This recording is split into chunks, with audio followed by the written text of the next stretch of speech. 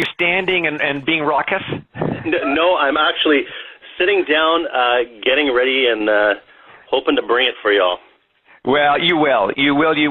Well, listen, welcome to the call, Jamie. And first off, congratulations on two things. One, on your anniversary of being a Beachbody coach for 2 years. That's kind of crazy. This is great timing. And then secondly, for an extremely strong year last year. And, I'll say this, first Elite 10 coach from Canada. We have, I think, 3 in all this year, so that's kind of cool. But congratulations. Thank you so much. Yeah, it's been, last year was crazy. Last 2 years have been, really crazy, a good kind of crazy. But, just thanks for having me. Thanks for the opportunity. I wanted to thank Sandy as well. And really just the whole company. I mean, we try to live with this attitude of gratitude and just so blessed to be able to do this. So. Well, let's jump into this. But before we get into the meat of your call, which is we've pitched out there a little bit as giving your business a second chance, and we're going to dig into that deeper. But let's give everybody a quick preview as to who is Jamie Fitzpatrick. How did you come into the business? We did highlight you on the Super Saturday video, so people will go, oh, that's the guy. But let's remind them, who are you? Yeah. So. Interesting. Yeah, it's that the success video was fantastic, and basically, I used to own a business with my brother, and that's really kind of what brought me to Beachbody. Is that, we used to own this chain of pet stores, so I was an entrepreneur before, and like anything, businesses go through some struggles, and we were dealing with some stuff, and of course, stress comes up with that, and for me, being somewhat of a self-medicator, that just leads to poor eating, drinking. I gained about 65 pounds, completely unhappy and miserable. And this is going back about 5-6 years ago, and I'd really kind of lost myself. And my wife, Kim, she kind of lost who she first fell in love with. And, we talk about second chances, and that's kind of part of it is there's people in your life that are going to give you second chances, and I think as a coach we have to give our clients and other coaches second chances. So I basically lost about 65 pounds. I found P90X infomercial, and it really just changed my life, and I was at this really low point, and as I was losing the weight, I kind of found myself again, and I feel like, between my wife Kim and Tony Horton, it's kind of like you kind of have heroes in your life, and the two ones for me that have always stuck with me and given me chances. And when you want to quit stuff, there's people that will pick you back up, and those two are definitely people in my life that have helped me do that. And I think it's really important. And I don't want to talk about marriage and all that stuff, but my wife never quit on me, and I take that into my business. I take that very seriously because your coaches and clients, I think they all deserve that. And I think one of the greatest currencies, one of the biggest things you can do is believing in people, and it's about believing in them maybe when things aren't going well for them, not just when things are going well, and I think that's a huge part for people. So, I mean, jumping into we kind of discovered coaching. It had only been in Canada a couple of years before we found it, and my wife and I we were customers for probably 5 or 6 years.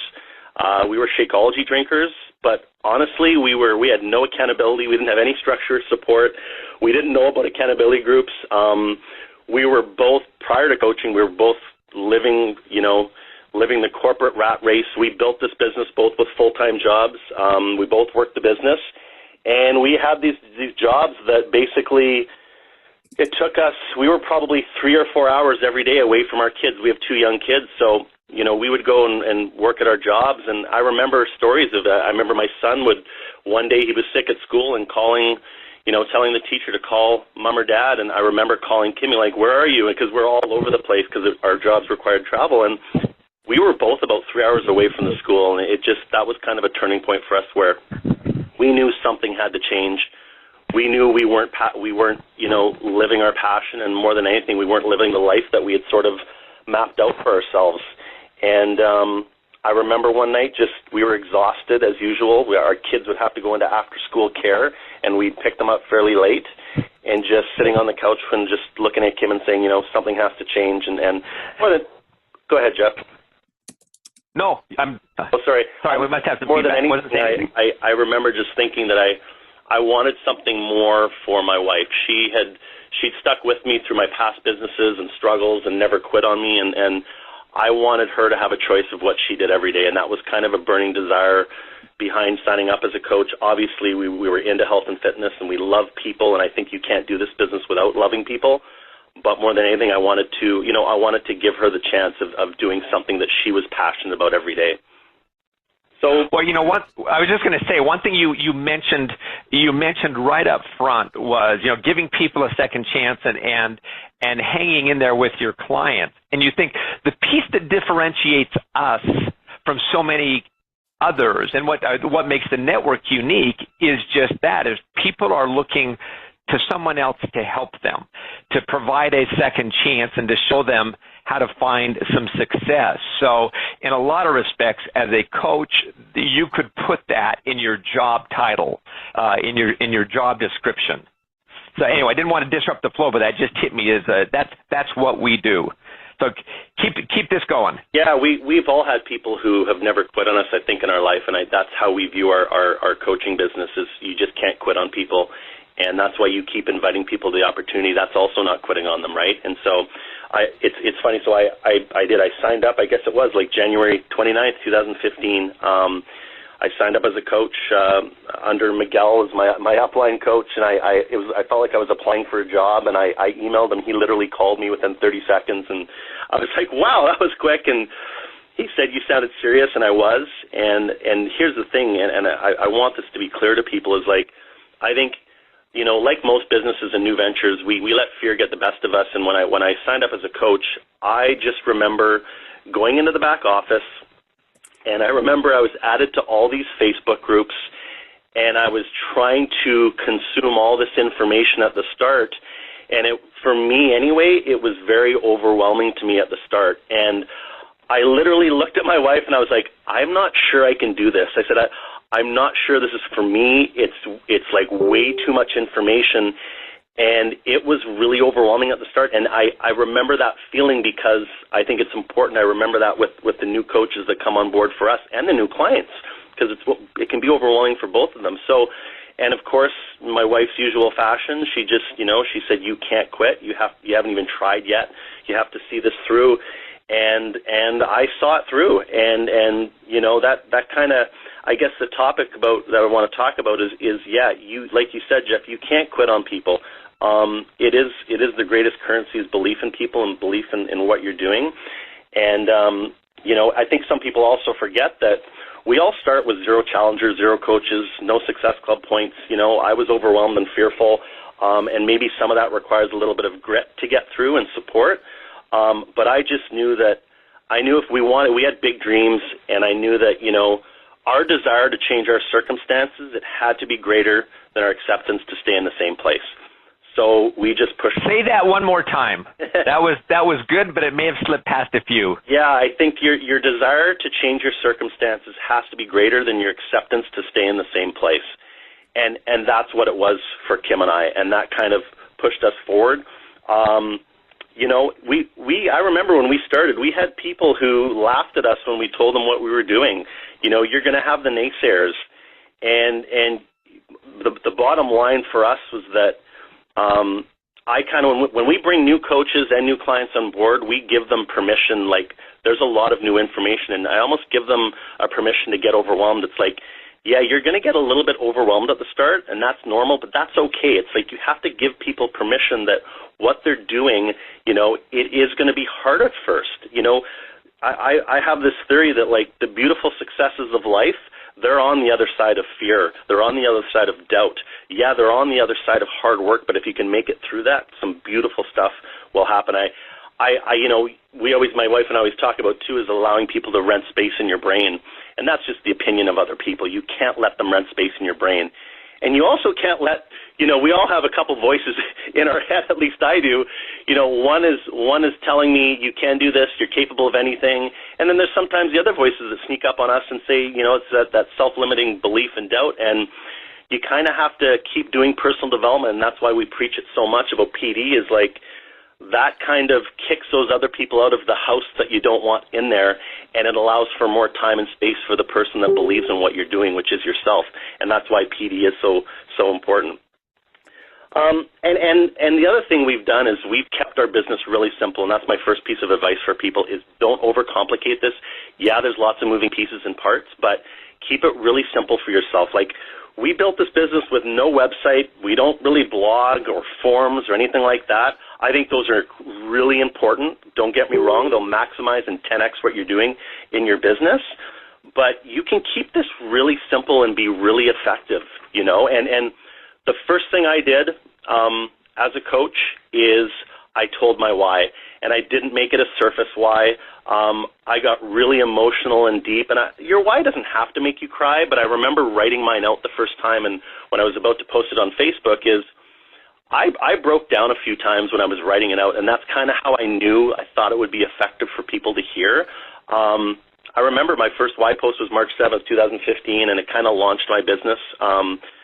I encourage all coaches to share their why weekly. Yeah, you're going to tell it differently, but here's the thing, everyone, is that your ability to get vulnerable with your why, your ability, you know, you don't worry at the start, and even don't worry about genealogy. I always get new coaches asking about coach placement and, you know, genealogy and all this stuff. The first thing we do with people is to start with their why and keep it simple, be vulnerable, because that's the window to letting people know what you want. You know, perfect is boring and it's unrelatable, and no one is perfect anyway. So, you know, we all make mistakes. We all have baggage, and that's a beautiful part of being some vulnerable on Facebook, not just Facebook, but any social media, is that's what's relatable, you guys. And, you know, again, PD will help you with some of that stuff, but you have to tell your why and tell it often. And then the second thing we do is I know everyone hears this, and listen, when Bonnie Engel gets on a call and tells you that 70% of her business activities sometimes are inviting, you listen. She's not saying that, you know, just to say that. And so we always focused on inviting as well. And we all know it's a vital behavior, but I actually think it's probably the scariest for some people. But what I did when I started is I reached out to family and friends. I told them what I was doing. I asked for their support. I asked for their feedback. I said, hey, I'm doing this accountability group. I want to get you in there so I can get your opinion and your feedback on what I'm doing. And that's really how I started off the first accountability group. And I said, you know, I wasn't inviting people to purchase a challenge pack.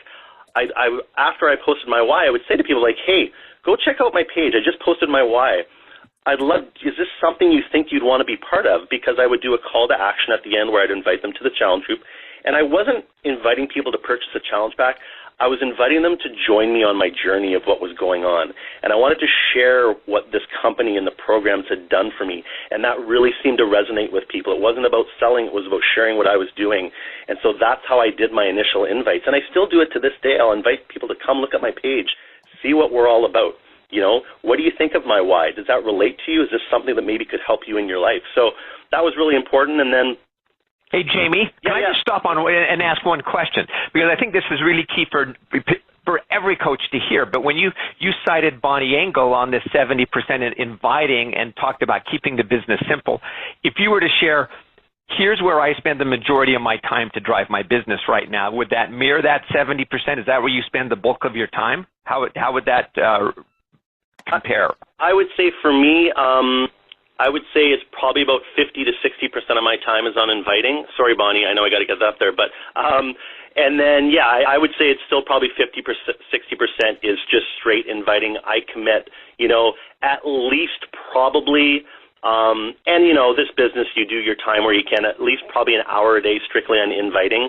And it's just it moves the needle on your business. Unfortunately, I feel like it's sometimes the thing that gets left behind for coaches, and I don't know why exactly, but it is so vital to this business, and it is the simplicity of inviting people to opportunity, you know. So yeah, well, there's no it's not surprising that it's the piece that creates the greatest results, but the things that typically create the greatest results are the most challenging. So when you say they may get pushed to the end, it's the most challenging. On the other hand, it creates the greatest results. So I just wanted to get a sense of where you were.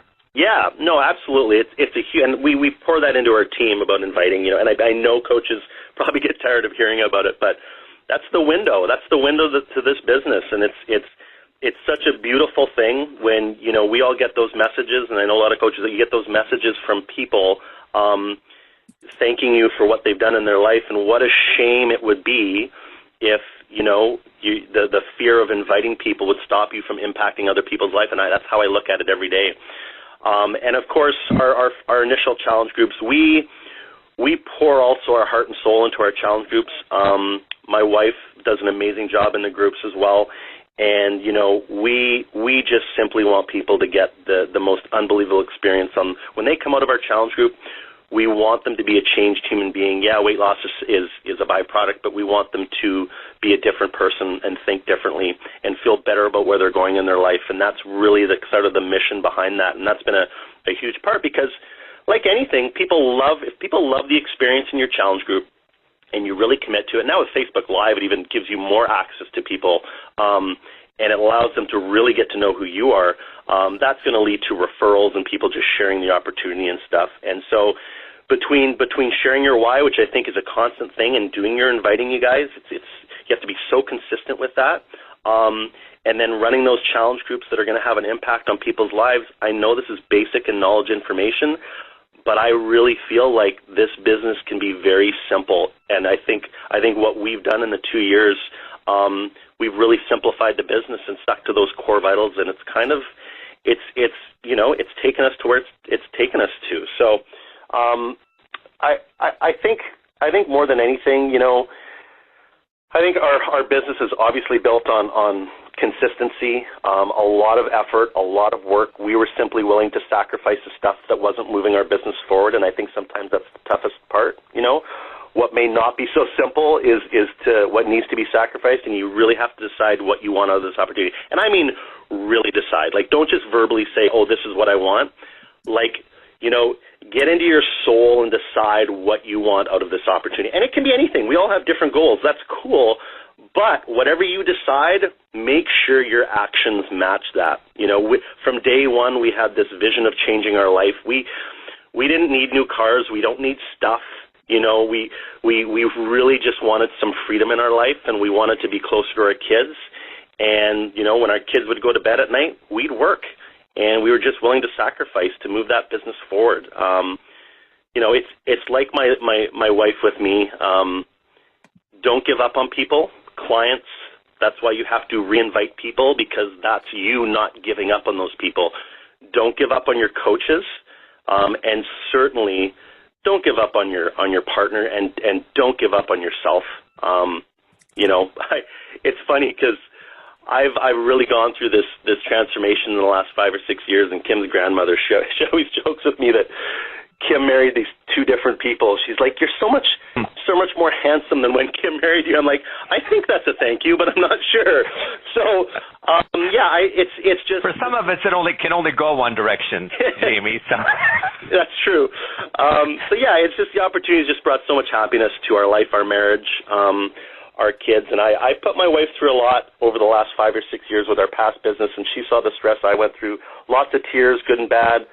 But what this opportunity has done for us, it's really just instilled this heartbeat back into my life and our life. And our goal was to retire one of us, and you can't quit on dreams or people. And, in closing, it's kind of cool I get to announce this, but, 2 weeks ago, try not to get emotional. 2 weeks ago, my wife, she handed in her resignation from her job. So she to do Beachbody full time. So she's retiring from her corporate job. She's 36-year-old, no more commute, no more rushing out the door as the kids are waking up, no more vacation requests. And when we told our kids that, mommy's going to be home from now on, it's the look on their face was pretty amazing. And to think that I almost quit this when I started, Jeff, it's pretty crazy. Well, it's an absolutely crazy good story. And, a couple takeaways that I had, Jamie, and one, congratulations to both you and Kim. But, one thing that you said that hit me right between the eyes was, and the role of a coach is, when Kim said to you, you're not giving up, You're not going to quit this. Sometimes people want to be told. Oftentimes people want to be told, no, I'm not going to let you quit this. You're going to hang in there. I know I've been the beneficiary of that. They just need that confidence and that belief, and sometimes that kick right in the butt that says you're going to stay in there, and that's the piece that gets them through. That's the purpose of challenge groups. That's the purpose, of coming together. And the other piece that really hit me was this idea, keep this business simple. You don't have to recreate it. And when you talk about the greatest results coming from inviting, that's really what this business is about. That's what the coaching network is about, is sharing and inviting, and that is a consistent, vital behavior that if you overlook that, if you make that a minority of your behavior, your success is going to mirror that. Talking about simplicity, Jamie, then we have to wrap here, but we've got the Team Cup coming starting in a couple of days. I'm going to put you on the spot. Are you on a Team Cup? Yes.